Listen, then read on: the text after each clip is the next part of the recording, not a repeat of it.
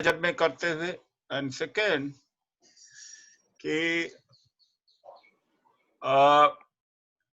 जो job opportunities have been eroded, and third, the role of Supreme Court when there was a need, जब जरूरत पड़ी थी supreme court की, तो इंटरटेन नहीं किया मजदूरों की समस्या, and fourth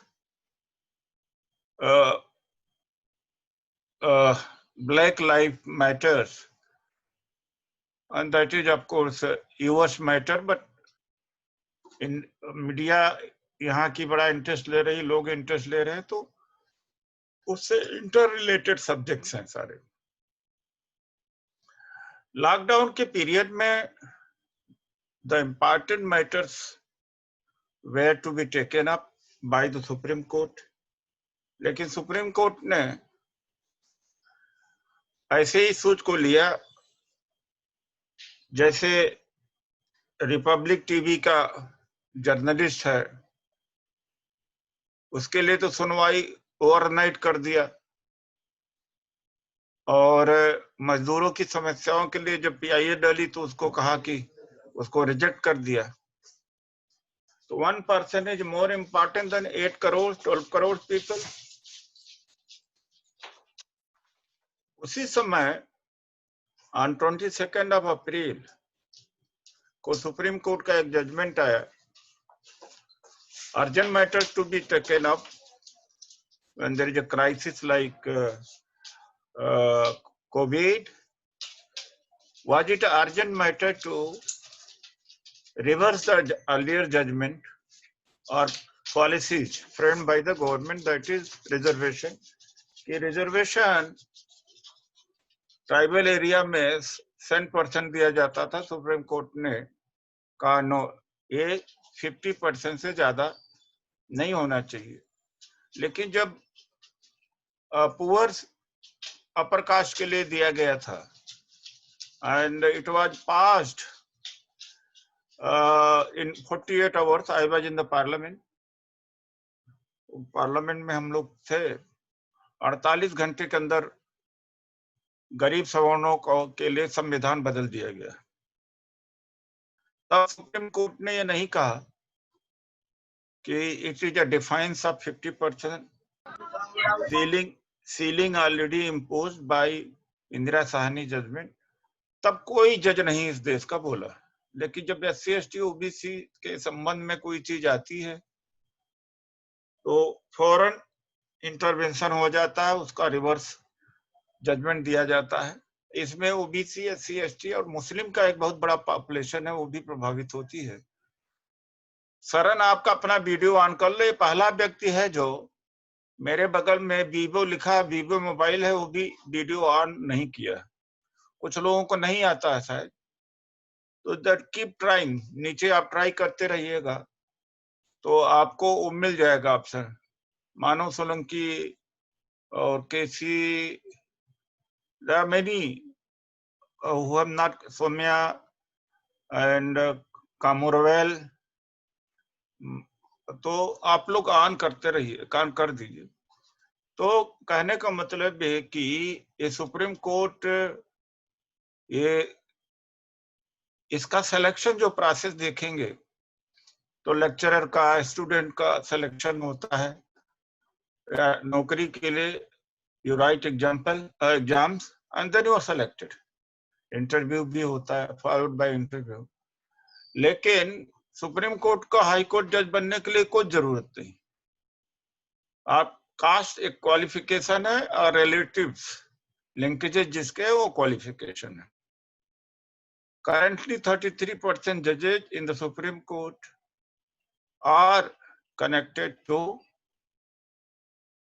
the judges who had already been retired, यानी जो रिटायर्ड हो चुके हैं उनके रिलेशन में 33% है। बाकी 100% रिजर्वेशन, लेकिन 50% सुप्रीम हाई कोर्ट में है। आस्क योरसेल्फ कि बिना न इनका इंटरव्यू होता न रिटर्न होता, न इनके द्वारा जो मुकदमा लड़े जाते हैं उसके केसेस की क्वालिटी की स्क्रूटनी होती है, कुछ नहीं होता। तो ये सिस्टम जाना चाहिए, कॉलेजियम सिस्टम जाना चाहिए, अनकॉन्स्टिट्यूशनल है।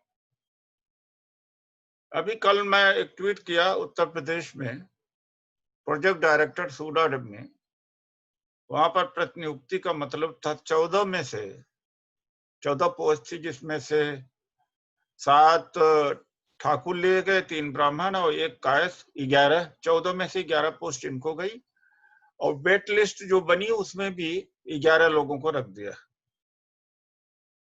ये सूडा एक डिपार्टमेंट है यूपी गवर्नमेंट का, उसमें मनोज कुमार सिंह आईएएस है, वो भी ठाकुर है, और उमेश प्रताप सिंह है, वो दोनों ठाकुरों ने मिलके ये सिलेक्शन कर दिया। अगर ये बात मैं कहूंगा तो दोषद्रोही हो जाऊंगा। दूसरी बात है, 69,000 टीचर्स का सिलेक्शन उत्तर प्रदेश में हुआ, 50,000 तो लोग जनरल में दे दिए गए, और 66.66% ओबीसी का सिलेक्शन नहीं हुआ, और 65% जनरल कैटेगरी का सिलेक्शन हो गया। अब ये भी दोषद्रोही का काम है।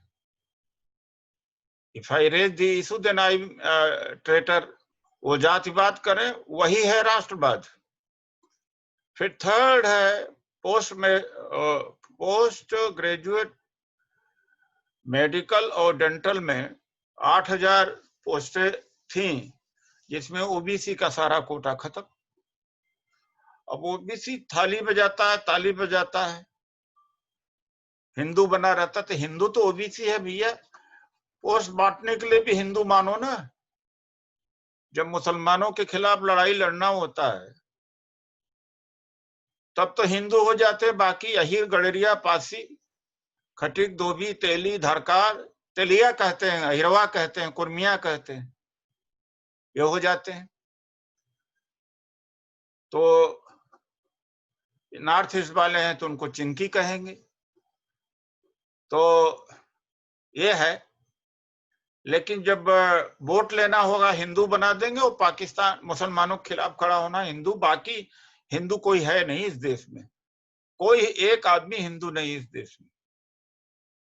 कोई ब्राह्मण है, कोई ठाकुर, कोई क्षत्रिय है, कोई बनर्जी, चटर्जी और पासी, खटीक, धोबी, हिंदू कोई नहीं है सब। लेकिन हिंदू बना लेते उस समय, बैकवर्ड बड़े आराम से हिंदू बन जाता है। शेड्यूल कास्ट में काफी फर्क है, चलो ये बात तो अच्छी है। तो लॉकडाउन के पीरियड में हुआ, लेकिन मुझे सरप्राइज है कि स्टूडेंट यूथ से कहीं आवाज निकली नहीं। अरे भाई सोशल मीडिया, अब मैं 2013 और 14 में ये ब्लैक के डेथ पर, ब्लैक के मर्डर पर, वहां हैशटैग बना था ब्लैक लाइफ मैटर। वो हैशटैग 30 मिलियन से ज्यादा लोगों ने यूज किया। इस समय वो काम आ रहा है, पूरा दुनिया जल बैठा। सोशल मीडिया ने तो पूरी दुनिया जला दी है। मैंने नहीं देखा कहीं SC ST OBC के लड़कों के बारे में कि चिंतित हो, जो PhD कर रहे हैं, ग्रेजुएट कर रहे हैं। जाएंगे कहाँ, जॉब नहीं है, इनका कोटा खत्म हो जाता, बेरोजगार बन के घूमेंगे। तो एक इशू ये है, और सुप्रीम कोर्ट का तो ये मैटर है, अर्जेंट मैटर कोविड के टाइम में लिया जाना चाहिए था। तो रिजर्वेशन खत्म करना अर्जेंट मैटर है। अर्जेंट मैटर 12 करोड़ में जो मजदूर थे, वो अर्जेंट मैटर तो था सुप्रीम कोर्ट के लिए। तो ये सुप्रीम कोर्ट में कोई विश्वास न करिए, कोई जुडिशरी नहीं रह गई है, ये जजेज नहीं है, ये कोई उम्मीद न करिए। तो ये हालत है, जब तक आप लड़ेंगे नहीं कुछ आपको मिलेगा नहीं। यही बात। अब दूसरी बात आई है कि पब्लिक सेक्टर अंडरटेकिंग में एक बहुत बड़ा मास रिक्रूटमेंट होता था, करोड़ों लोग जॉब करते थे। भेल है, NTPC है, BML है, सेल है, हॉल है और बहुत सारे डिपार्टमेंट हैं। ये स्ट्रेटेजिक फील्ड में ये बिजनेस करते थे, स्ट्रेटेजिक फील्ड। जैसे एनटीपीसी है, इलेक्ट्रिसिटी बनाती है, और भेल है पावर टरबाइन, हाइड्रो पावर के टरबाइन बनाती है। अभी तक प्राइवेट सेक्टर को अलाउड नहीं था। हाल में जो एयरक्राफ्ट मैन्युफैक्चरिंग वगैरह करते हैं डिफेंस में और ऑर्डिनेंस फैक्ट्री में, ये स्ट्रेटेजिक थे जो private sector, private businesses allowed नहीं थे। अब इन्होंने खोल दिया। मेजर पॉलिसी चेंजेस हुए हैं। कोविड के टाइम में लोगों को रोजगार देने की बात, उनके जेब में पैसा डालने की बात होनी चाहिए था, उल्टा हुआ। तो लेकिन कोविड के आड़ में इन्होंने पूरा धराशायी कर दिया रिजर्वेशन को। एक एग्जांपल मैं देता हूं, जैसे जब एयरटेल, एसआर और आइडिया फोन 25 साल 20 साल पहले आए थे, तो सबसे पहले विदेश संचार निगम लिमिटेड गिरा, फिर उसके बाद एमटीएनएल, फिर बीएसएनएल। होता क्या है कि जो गवर्नमेंट के ऑफिसर होते हैं उनको ब्राइब कर देते हैं, और जो इक्विपमेंट्स टाइमली आ जाना चाहिए वो टाइमली इक्विपमेंट्स आते नहीं। जब इक्विपमेंट टाइमली नहीं आ पाते हैं तो प्राइवेट सेक्टर आगे निकल जाता है। नाली खुदवा दिया, जैसे बीएसएनएल है, नाली खोद दिया, तार डालने के लिए 6 महीना नहीं डाला प्राइवेट सेक्टर ने, 6 दिन में डाल दिया। तो इस तरह से करप्ट कर देते हैं मिनिस्टर से लेकर अधिकारी तक। और जो गवर्नमेंट सेक्टर जहां पर फॉर्मल रिक्रूटमेंट होता है वो गिर जाता है, बिक जाता है। That is how they corrupt the system. तो ऐसा ही अभी ये करेंगे। तो पहले विदेश संचार निगम लिमिटेड बिका, फिर बिका एमटीएनएल, और बीएसएनएल भी खत्म होने वाला है। इक्विपमेंट्स आने ही नहीं दिया 4 साल 5 साल। फाइलें घूमती घामती रही प्राइवेट सेक्टर, तो ओवरनाइट 24 घंटे में मंगा लिया, इंपोर्ट कर लिया।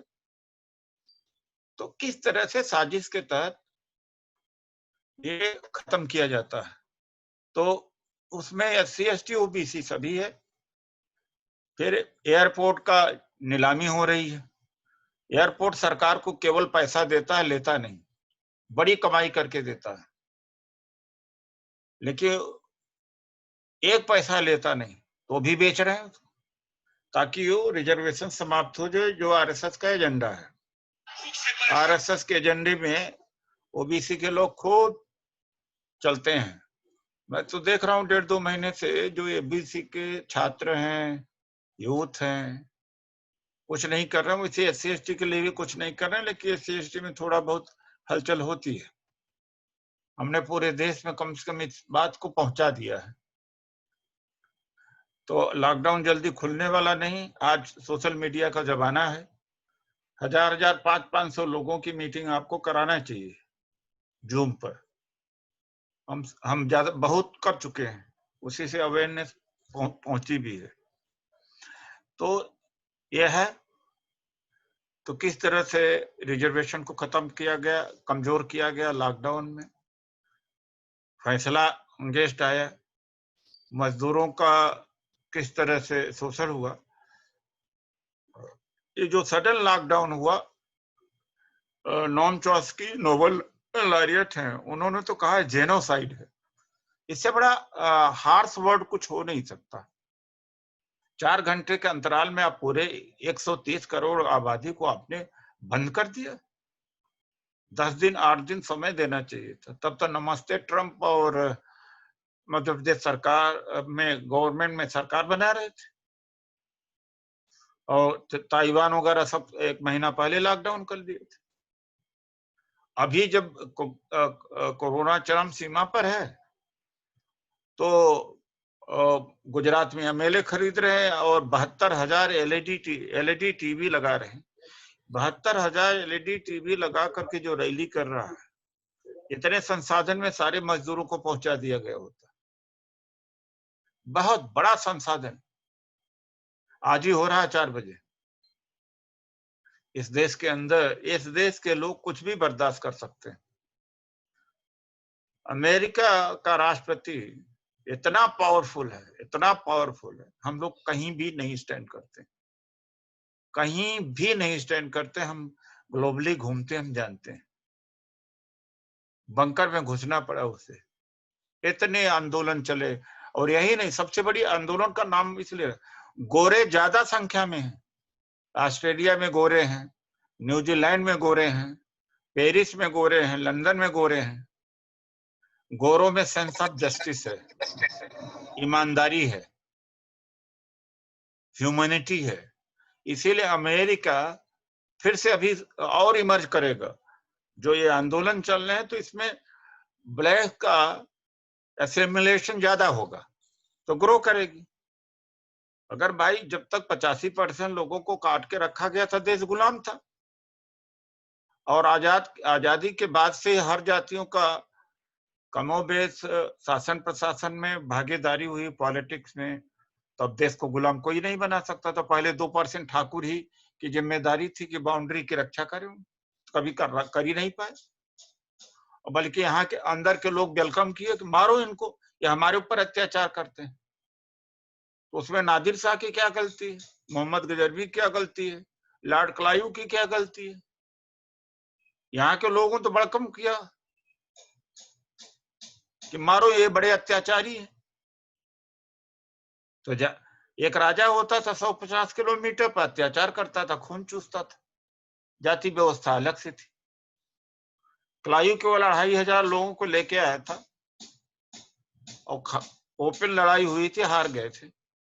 रास्ते में कई लाख करोड़ों लोगों ने देखा, जब वहां से चला, समुद्र से, सी से चला, मुर्शिदाबाद आया, तो दोनों तरफ इतनी भीड़ खड़ी थी कि अगर पत्थर उठा लेते तो मर जाते, पत्थर से ही मर जाते। क्लाइव बड़ा डरा था कि ये तो पत्थर उठा लिया तो हम खत्म हो जाएंगे, किसी से क्या मतलब, धोबी काम, कपड़ा धोने से उसे कहा गया तुम कपड़ा धोगे और कोई काम नहीं करोगे। सब्जी बेचने वाले का, मुर्गी करने वाले, चमड़ा वाले का काम, तुम्हारा ये धंधा है, तुम्हारा ये धर्म है, यही तुम कर सकते हो। इसलिए दूसरे दिन युद्ध जो प्लासी है, 20 किलोमीटर दूरी पर युद्ध हुआ, हर 2,500 सेना पूरे देश को हरा दिया। इस जाति व्यवस्था ने कितना नुकसान किया है, ये मैं आपको कहना चाहता हूं। तो यही आज का हमारे पास विषय है। तो अमेरिका क्यों महान हुआ? न्यूजीलैंड, ऑस्ट्रेलिया बहुत न्यू कंट्री है। ये कहते हैं सनातन, सनातन कह दो, सनातन ने तो बेड़ा गर्क कर दिया। अमेरिका 250 वर्ष पुराना देश है। ये सब ब्रिटिश लोग अपने साथ में अफ्रीकन को लेके गए थे। न्यूजीलैंड 200-250 वर्ष का देश है। ऑस्ट्रेलिया 200-250 वर्ष का देश है। सब नए कंट्री हैं। कहां से कहां पहुंच गए? They are fair people, they are just people. और बिना सबको ले भारत कभी सुपर पावर नहीं हो सकता। अभी चाइना ने क्या किया, वो जो लद्दाख है, पेंगोंग लेक है, पेंगोंग लेक के उत्तरी साइड में, वहां पर वेस्ट से लेके इस तक जो हिली एरिया है, वो 8 फिंगर्स हैं, फिंगर उसको कहते हैं, गलवा घाटी है। उसमें 4 जो एक्चुअल लाइन ऑफ कंट्रोल है वो फिंगर 8 पे है, और और इंडियन पेट्रोलिंग होती है फिंगर 4 तक। 8 किलोमीटर चाइना अंदर घुस गया, बोल नहीं रहा है कोई मीडिया, हिम्मत नहीं है। पाकिस्तान होता तो देखते। अभी ये जो बीजेपी का आईटी सेल है, ऐसा क्रांति करते, लेकिन औकात नहीं, हिम्मत नहीं है। अभी तक स्टेटमेंट आया नहीं कि अच्छे एटमॉस्फेयर में किया है। और उसने 8 किलोमीटर, और उसमें तमाम स्ट्रक्चर 1,500-3,4 हजार आदमी है। ये है सच्चाई आज के टाइम की सच्चाई। और नेपाल में नेपाल में नक्शे में भारत की भूमि को अपने नक्शे में दिखा दिया। नेपाल जो मतलब है कि एक जिले के बराबर ताकत नहीं रखता। वो यह है इनकी विदेश नीति, इसलिए कि थाली उताली बजाने वाले हैं, ये विश्व गुरु बनने चले हैं, नॉलेज बाहर से ले आते हैं। एक चीज, एक टेक्नोलॉजी, एक दवा इन्होंने बनाई हो बताओ, एक मेडिसिन न कभी बनाया हो, आगे 150 वर्ष में बना नहीं सकते, बड़ा मुश्किल होता बनाना। साइंटिफिक टेम्परामेंट चाहिए उसके लिए। कोई दवा जब बनती है, चाहे बैक्टीरिया हो चाहे वायरस है, कोई चीज उसको कैप्चर किया जाता है लेबोरेटरी में, फिर उसके ऊपर बम्बार्डिंग होती है दवा को, फिर वहां पर सक्सेस होने के बाद में फिर जानवरों के ऊपर, चिंपैंजी जो बबून्स के ऊपर होता है, फिर उसके बाद में मानव पर होता है 150, फिर 10,000 20,000 सालों लगता है। ये कर पाएंगे? ये तो इंडियन जितनी मेडिसिन है सब फेथ के बेसिस पर है, सारा विश्वास के ऊपर है। जड़ी बूटी वही घोट करके इसमें उसको मिला देना, धनिया मिर्च उससे, और उससे जड़ी बूटी उससे ही मिला देना, बस, इससे कुछ नहीं। क्यों नहीं? ये जब कैंसर के मरीज होते हैं, क्यों नहीं चले सब जाते हैं, वहीं जाते हैं। जेटली भी गए और मनोहर पर्रिकर गए, इनका मूत्र नहीं काम आया। ये जो कोरोना के आने के पहले इन्होंने क्या कहा था, मूत्र पार्टी ऑर्गेनाइज किया था और खूब मूत्र पिया था, कहा साला कोरोना आएगा कहाँ। एक एमएलए तो यहाँ तक कह दिया वहां पर लोनी का कि मेरे गांव में तो, मेरे क्षेत्र में गाय बहुत है, देखता हूँ कोरोना कैसे आता हूँ। सब बिल में घुस गए और फिर पूछो तो क्या कहे गोरा लेके भाग गया हमारा नॉलेज, गोरे ही लेके भाग गए। तो ये है स्थिति इस देश की। अब यू आर नॉट अवेयर, क्योंकि आपको वही कॉन्शियसनेस है जो पढ़ाया जाता है, वही इन्वायरमेंट है, इसीलिए इंटरेक्ट करते रहा करो। हो सकता है कुछ बात मैं सिखा सकूंगा आप लोगों को। अभी आप क्वेश्चन के लिए ओपन किया जा रहा है। गणेश क्वेश्चन ऊपर कर लो, हमारी दूसरी भी मीटिंग है और आप लोग सवाल करिएगा बस। विक्रांत कंडक्ट करिएगा।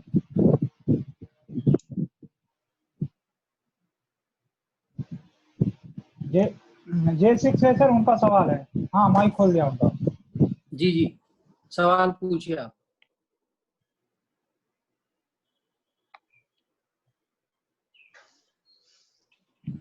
J6 जिनका है उनको सवाल पूछे।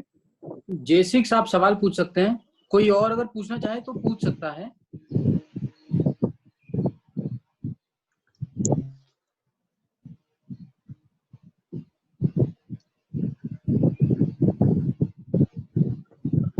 विवेकराज, आप अपना सवाल पूछिए। Hello, can you hear me? जी जी, आपकी आवाज आ रही है। Go ahead. सर, अभी जो सीए एनआरसी के ऊपर जो प्रोटेस्ट हुए उसके अंदर जो जेएनयू के स्टूडेंट्स हो या दिल्ली यूनिवर्सिटी के जो स्टूडेंट है, जैसा सफूरा जरगर है, ऐसा अभी जो लॉकडाउन के अंदर जो बच्चों को जेल में डाला गया वो सही था या गलत था? जैसा सफूरा जरगर देखिए है। ऐसा है, बहुत ही, ये तो सवाल, ये तो क्वेश्चन ही नहीं बनता कि सही है गलत है। इससे ज्यादा क्या गलत हो सकता है। और जो दंगे का मास्टरमाइंड को सिक्योरिटी इनहांस करी गई, सम्मान दिया जा रहा है। जकरबर्ग ने भी कहा कि पहली घटना, मेरा ख्याल है कि फेसबुक के मालिक जकरबर्ग ने पहली घटना का जिक्र किया होगा जिसको उसने ऑफलोड किया था। और ट्रम्प के ट्विटर को भी ऑफलोड नहीं किया, के स्टेटमेंट को भी ऑफलोड नहीं किया, कि ट्रम्प ने जब कहा था कि looting begins, shooting will begin, तो ट्विटर ने तो उसको ऑब्जेक्ट किया, लेकिन फेसबुक ने। लेकिन सबसे ज्यादा मोस्ट ऑब्जेक्शनेबल जो बात हुई थी, ये कपिल मिश्रा का स्टेटमेंट था और उसको इज्जत बख्शी गई और सिक्योरिटी प्रोवाइड हुई और जो निर्दोष लोग हैं उनको जेल में बंद किया जा रहा है। सब पूरा उसमें कलिता है, नरवाल है और सफूरा जरगर है, सरजिल इमाम है, तो ये तो महान्याय है। एक चीज मैं और कहूंगा आप लोगों से, ये जब कोई NTCA स्ट्रगल जब चल रहा था, मैंने वहां पर बहुत कोशिश की, आगे भी। वो ये जो भले घर में टोपी नहीं पहन के आते, लेकिन वहां जरूर टोपी पहन के आएंगे। होता क्या, इससे आइसोलेशन हो जाता है। राइट, तो आप नमाज पढ़ो, अपने मस्जिद में पढ़ो, जितना कुछ करना हो, जब कॉमन प्लेटफॉर्म हो तो बिहेव कॉमनली। इससे क्या होता है कि अगर ये शाहीन बाग का 10-15 दिन पहले मैंने कहा इसको बंद कर दीजिए, नहीं बीजेपी को इतना वोट न मिलता, इतनी सीटें न मिलती। तो जब आप कोई आंदोलन करो तो बड़ा सोच समझ के करना चाहिए। उसका क्या है कि धीरे धीरे क्या दिखने लगा, टोपी और बुर्का दिखने लगा, उनको फायदा हो, बहुत जबरदस्त फायदा हुआ। और मेरा दिल बैठ जा रहा था जब 10 दिन 15 दिन पहले हमने कहा भैया किसी तरीके से इसको बंद कराओ, क्योंकि रोजी वोट जो पहले बहुत ज्यादा एंटी बीजेपी थे, धीरे धीरे सब प्रो होने लगे, कहा तो सब मुस्लिम इकट्ठा हो रहे। तो इनको भी सोचना पड़ेगा। ये रण क्षेत्र में दुश्मन को देख करके अपने को रणनीतिकार होना चाहिए। उनको ये मौका न लगे कि केवल मुसलमान है। तो आम आदमी तो उतना पढ़ा नहीं, और इनका जो ट्रोल आर्मी है तो मुट्ठी भर, लेकिन ट्रोल आर्मी है। एक एक मेरे कमेंट पर 10-10 हजार लोग, 10,000 तक ट्रोल किया गया है मुझे, लेकिन आप ही लोगों में से कोई डिफेंड थोड़ी करते हो। सब एक दिन डॉक्टर ओम सुधा जी हमारे राष्ट्रीय महासचिव हैं, तो एक जेएनयू के छात्र से बात करने लगे, क्या कर रहे हो, कहा बीजेपी के IT सेल में काम कर रहा हूँ। उसने पूछा कि आप क्या कर रहे हो, तो कहा कि डॉक्टर उदित राज के साथ। तो बड़े हंसे, कहा भैया मैं जो आदमी बीजेपी के खिलाफ लिखता है या जस्ट बात करता है, उसका समाज में इम्पैक्ट होता है, उसको ही ट्रोल किया जाता है। तो नंबर 1 पर मेरा नाम रखा है, 2 पर रवीश कुमार और जेएनयू के हैं, और लेकिन हमने देखा कि डिफेंड नहीं करते। तो ये जो लड़ाई है आपका सफूरा जरगर की औरों का, ये हमारा वो यूनाइटेड नहीं हो, अगर दलित मुस्लिम पिछड़ा इकट्ठा हो जाए क्या कर लेंगे। तो है इस बात का बहुत तकलीफजनक बात है। आगे चलिए भाई।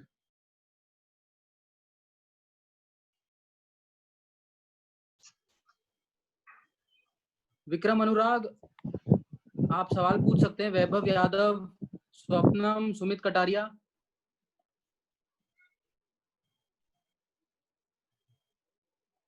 मृत्युंजय कुमार, आप अपना सवाल पूछ सकते हैं। हेलो, हाँ जी बोलिए। हेलो। हाँ जी गो बोलिए बोलिए। अहेड, गो अहेड, हाँ गो अहेड। ऋषिका जी।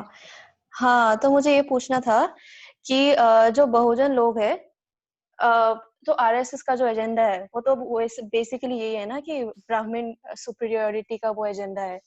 हिंदुत्व जो है, हिंदू राज में तो बहुजन लोगों को नहीं मिलने वाली है कुछ अच्छी एनीथिंग गुड। तो फिर भी क्यों बहुजन लोग RSS ज्वाइन करते हैं या they support this Hindutva ideology? I don't understand, क्योंकि उनको तो बेनिफिट नहीं होने वाली इन दी एंड, फिर भी वो लोग सपोर्ट करते हैं। उनको समझ में ही नहीं आता कि उनकी आइडेंटिटी अलग है और हिंदू राष्ट्र में उनकी they will be oppressed and discriminated. देखिए, रिलीजन इज लाइक ओपियम। वो issue, that's what I am telling you, that जब इनका सपोर्ट लेना होता तो इनको हिंदू बना दिया जाता है, and they are carried away. और religion is really opium for the masses. तो ये इसको कॉन्शियसनेस करना चाहिए। जैसे मैं I'll give you one example to in 2006 में अर्जुन सिंह जी HRD मिनिस्टर थे, कांग्रेस की सरकार थी। तो मेडिकल और इंजीनियरिंग कॉलेजों में ओबीसी को रिजर्वेशन दिया गया था और पूरी तरह से आरएसएस बीजेपी के लोग उसका अपोज कर रहे थे उसको। फिर I called meeting of different caste social caste leaders, जो होता है गुजर महासभा, यादव महासभा, सब। I said, why are you silent that it is being opposed such a revolutionary thing? इतना बड़ी चीज आपको मिली है। कहा नहीं, आप लीड करो, हम लोग साथ देंगे। इतनी बड़ी चीज हुई थी। ये क्या ओबीसी से क्या उम्मीद? अभी मेडिकल में उनकी पूरी सीट खा दी गई, जो अपने बारे में ही नहीं वरीड है।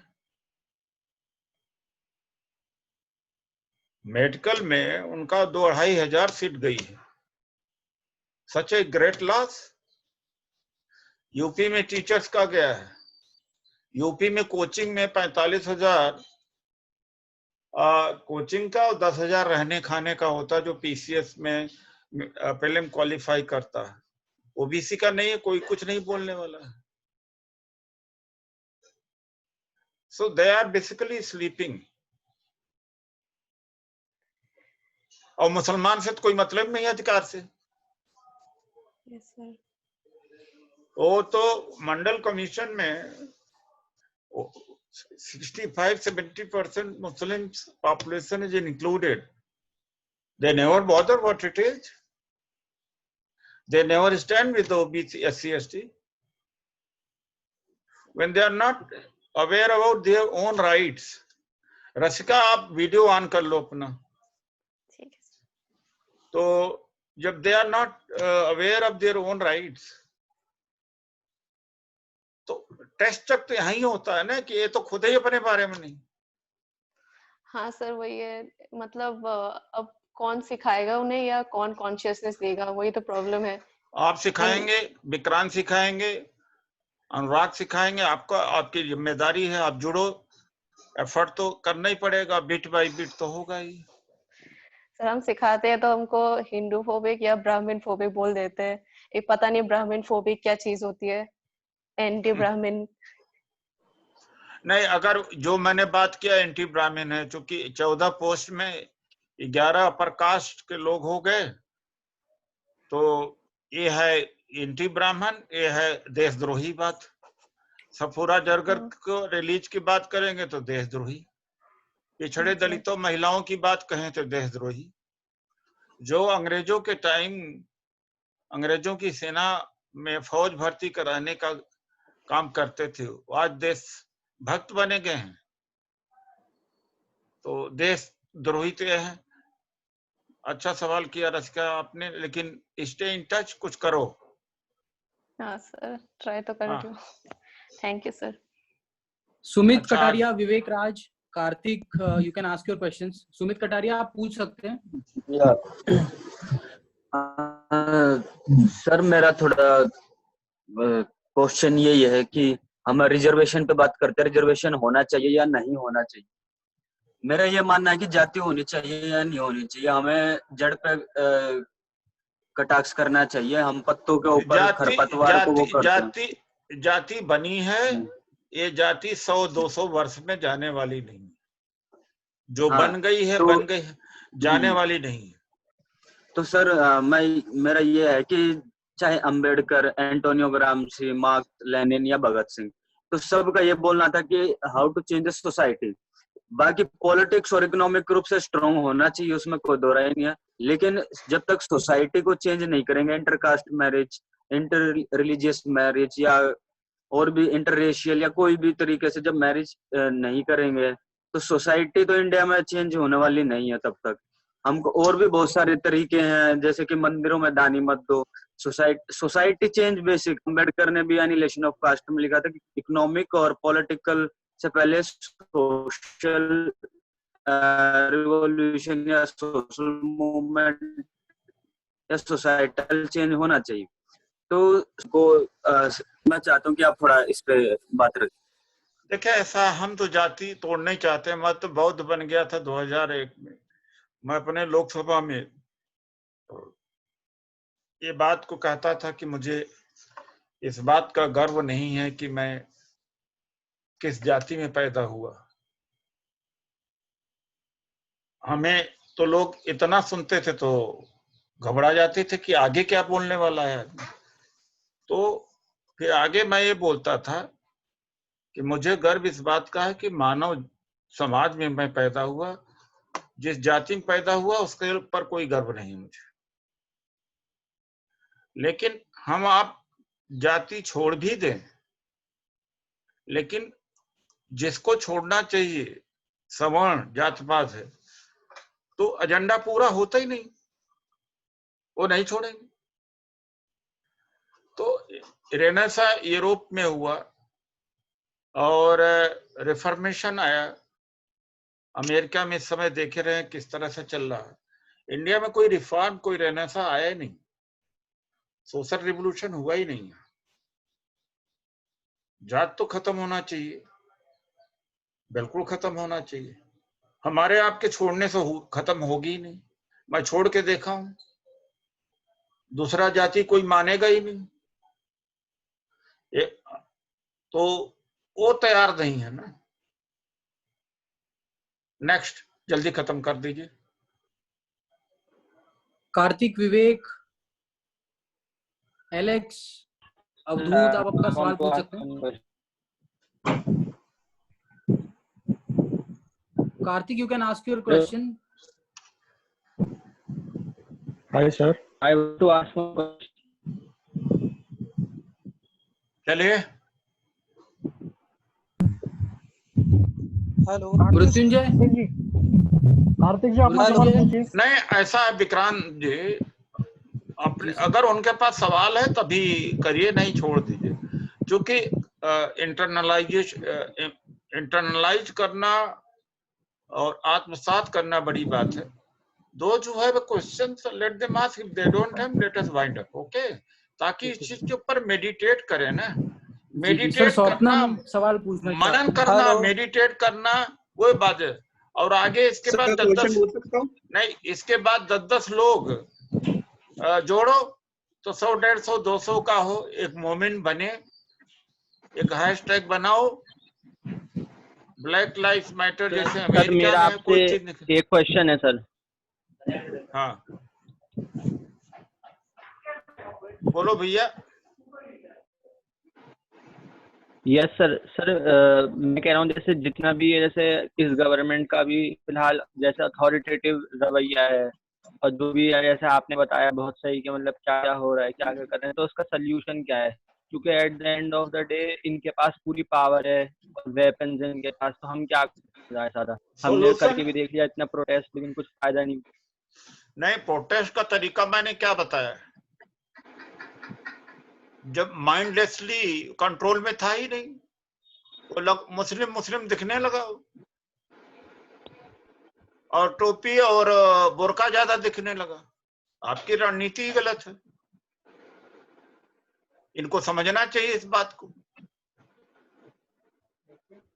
मैंने तो ये कहा कि भाई आप यहाँ पर बैठने के बजाय ये जो आते हैं लेफ्टिस्ट हैं और जो इंटेलेक्चुअल है प्रकाश का, ये आग लगा देते हैं, चले जाते हैं। मैं नाम नहीं लेना चाहता हूँ, जेएनयू के ही हैं एक, 50-50 हजार की रैली उनको बिहार में हुई, उनके बिरादरी के 2 नहीं जुड़ते हैं।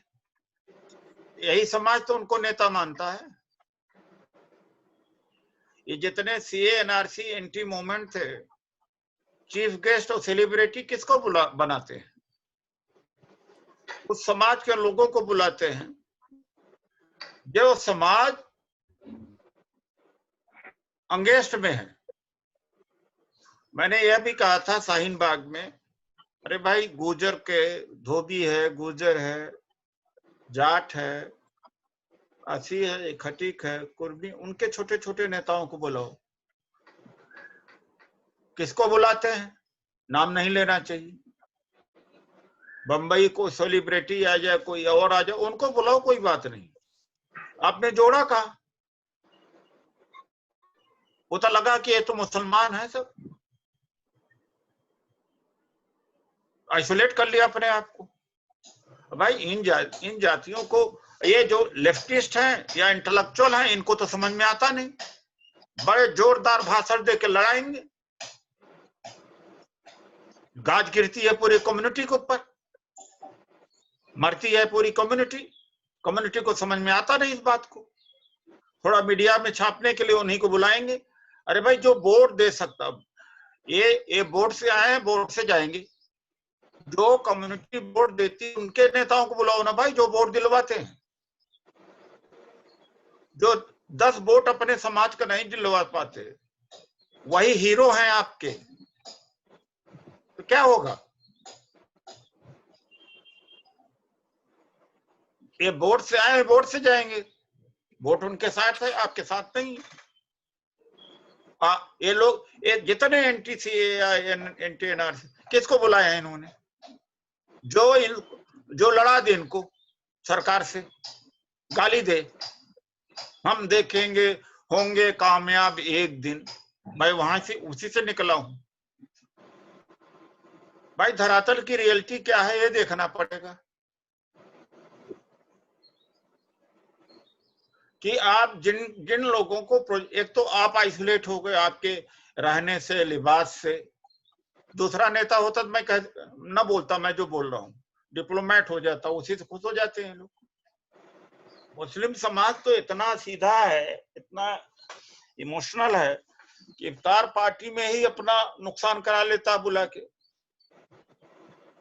एक बार मैं सीताराम येचुरी जी से बात करने लगा, हम कभी ये इफ्तार पार्टी में जाते हो तो गमछा टोपी क्यों पहनते हो? कहा मैं नहीं पहनता। देखो, एक इफ्तार पार्टी में मुलायम सिंह को गमछा डालने लगे, टोपी पहना है, मैंने रोका, लेकिन मुलायम सिंह को भी अच्छा लगा, मुस्लिम को सोचा कि मुसलमान हो गए, और उसका रिएक्शन क्या होता है समाज में जानते हैं आप?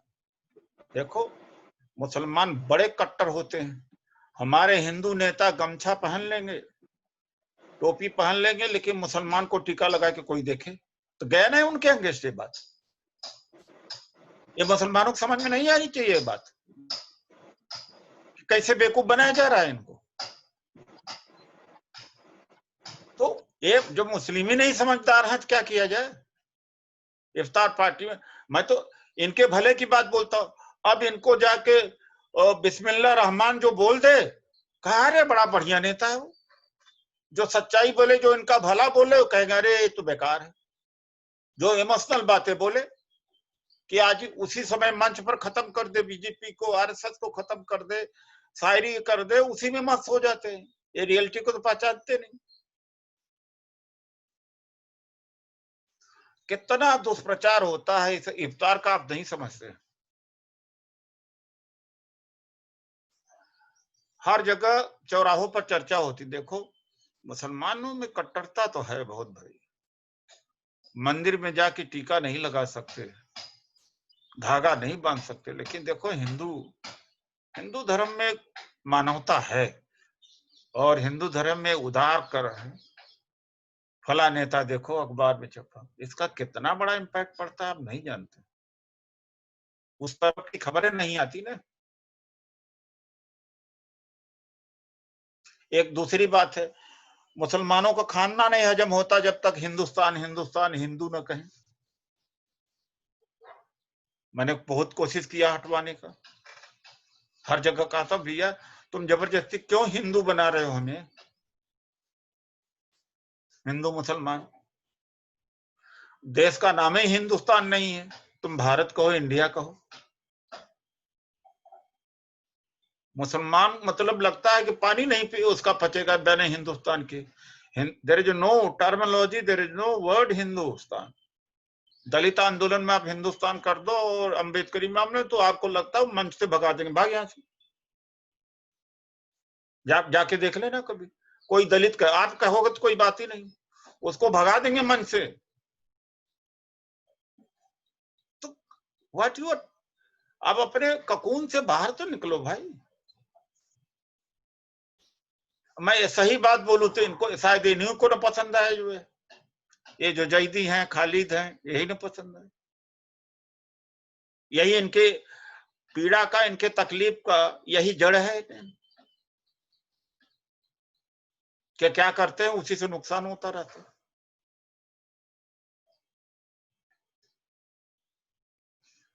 चलिए आगे। सर लास्ट क्वेश्चन स्वप्नम का है। स्वप्नम आप सवाल पूछ सकते हो। हाँ मैं पूछता हूँ सर, मैं पूछ सकता हूँ क्वेश्चन? हाँ सर जैसे कि आप जो अभी कह रहे थे वही मेरे दिमाग में काफी समय से भी था। कॉन्सेप्ट रहता है हिंदुइज्म तो शायद अभी 200-300 साल से ही, इससे पहले तो ये था भी नहीं। हिंदू अगर शब्द ही किसी नहीं था 200 साल पहले। हाँ मैं वही कह रहा था कि अगर किसी रिलीजन मतलब कास्ट सिस्टम को अगर हटाना है तो पहले तो ये कॉन्सेप्ट ही नहीं होना चाहिए। अगर पहले का मुझे नहीं पता, मैं उस पर बात भी नहीं करूंगा। जो अभी 200-300 साल से देख रहा हूँ उसके हिसाब से अगर किसी काम को हम माने कि ये छोटा है और ये काम माने कि अच्छा है, तो वो तो वहीं पे ही चीज है, धरातल पे नहीं दिखती। उसका कोई मतलब ही नहीं बनता कि अगर ये काम करोगे तो तुम नीचे हो जाओगे और ये काम करोगे तुम ऊपर हो जाओगे। तो हमें सबसे पहले तो यही हटा देना चाहिए था कि ये इसका कोई मतलब ही नहीं है कि काम ये करोगे तुम बेकार हो जाओगे और ये काम करोगे सही हो जाओगे। भाई अगर इस काम चीज के पे हम आधार काम पर जाति बनी हुई है, क्या बात कर रहे हैं आप? अगर वही सर मैं वही कह रहा था, अगर ये चीज हम हटा सकें कि ये काम बेकार है ये अच्छा है, तो मेरे ख्याल से जाति का सिस्टम का मतलब ही खत्म हो जाएगा और हमें शायद इसी पे काम भी करना चाहिए। देखिए ऐसा है कि जो आप कह रहे हो बात ठीक कह रहे हो।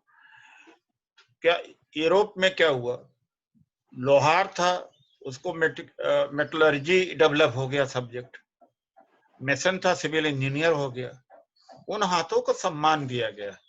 वही अगर पहले लोहे के बगैर जिंदगी नहीं थी,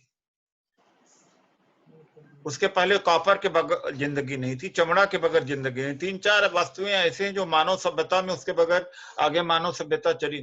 चमड़े का ही बर्तन होता था, चमड़े का ही पानी निकाला था, चमड़े का ही जूता होता था, चमड़े से चारपाई खाट बनते थे, चमड़े से ही युद्ध के सामान बनते थे। पहले कॉपर। तो होता क्या है कि वहां पर इन हाथों को इज्जत दिया गया। जैसे यहाँ चमार है, एग्जाम्पल करता हूँ। चमड़ा तो आज 50 साल 60 साल 70 साल पहले तक चमड़ा के बगैर जिंदगी संभव नहीं थी। नीचे जो कुएं से पानी निकाला जाता था वो भी चमड़े का हुआ करता था, रस्सी भी चमड़े की हुआ करती थी, हल जो चलाया जाता था बैल का वो भी चमड़े का हुआ करता था। तो उन हाथों को तो सम्मान दिया गया, तो डेवलप करते गए, सब्जेक्ट डेवलप करते गए। वो मेटलर्जी बना लिया, सिविल इंजीनियरिंग बना लिया, मैकेनिकल बना लिया। यहाँ तो लोहरवा, चमरवा, धोबिया, ये धोबी है, चमार है, पाथी है, उन हाथों को इज्जत नहीं दिया गया। दैट्स वाई एक इंडिया ने एक भी कोई सब्जेक्ट इन्वेंट नहीं किया।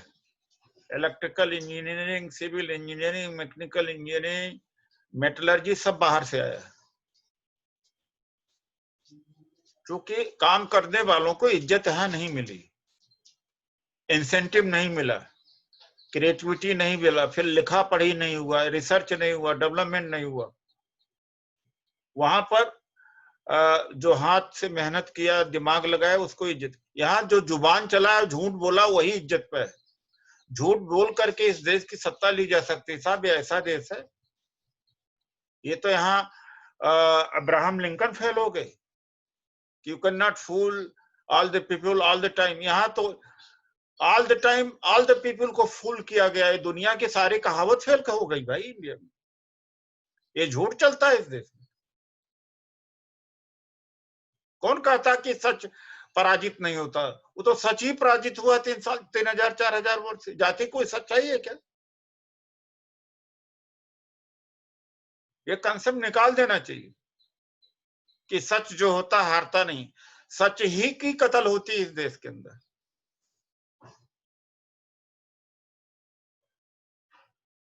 जाति व्यवस्था कोई सच्चाई है कि कोई मुंह से पैदा हुआ, कोई पांव से, कोई पेट से पैदा हुआ? क्या है बताओ? ये झूठ चला।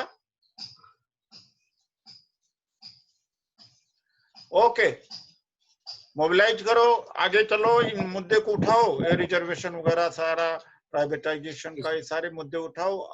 आपका नहीं तो आपके दोस्त का या गांव का, समाज का, कोई ना कोई को तो ये मिलेगा अगर लड़ाई लड़ोगे तो। Okay, thank you so much sir, thank you for the insight sir, thank you so much.